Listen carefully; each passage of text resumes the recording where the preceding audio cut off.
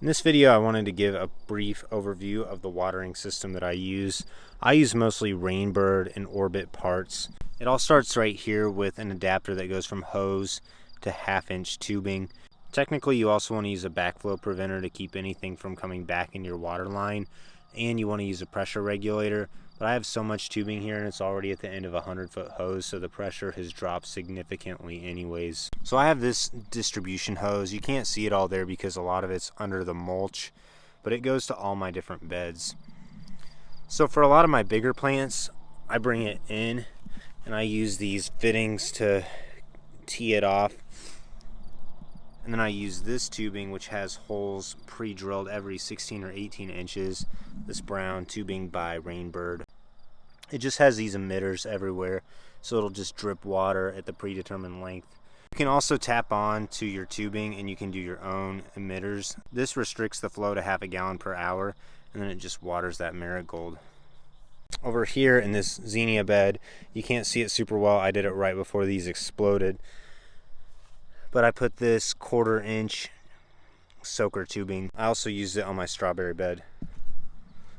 This is great for getting a predetermined area, but it leads to more weeds because you're using a lot more water. But it's great for plants like strawberry where they're not all spaced perfectly and they shoot out runners, and you just need a lot more water to cover them. On the tomatoes, I'm also using that same pre-drilled emitter tubing.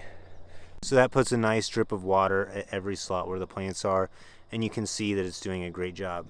This thinner tubing has holes that are spaced every 6 inches for emitting water, so these are great for smaller plants like beans where they're packed together a lot closer. It comes off the main line, and I have these valves that I can use to open or close these beds up if I don't want water to come out of them. I just wrap this tubing all the way around this bed. For some bigger plants like squashes, it's easier just to put an emitter on the tubing. So you just punch a hole in and then it just drips in every little slot. I also use this same tubing for a lot of my landscaping plants, and I just put an emitter where every single plant is. This does a great job at watering the plants directly at the roots.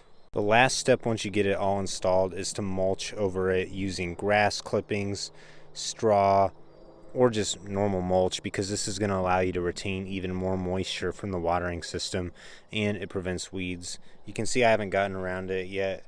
I did put some grass clippings right here and that helped a little bit, but I've still got quite a few weeds popping through, so I need to mulch these. I need to pull some weeds. I hope this video was helpful in explaining how I use a watering system to really speed up my gardening workflow. It takes a significant investment of time and money to buy all the parts and to get it set up, but once you get it set up, it's going to save you so much time and efficiency in watering because your water is right at the plant's roots. Thanks for watching this video. If you learned something from it, like this video and subscribe to my channel so you don't miss any upcoming content. Also, if you have any questions about the watering system, leave a comment below and I'll do my best to answer it. I know there's a whole lot more we could talk about with watering systems, but I hope this is a great start to get you thinking about putting a watering system in your garden beds.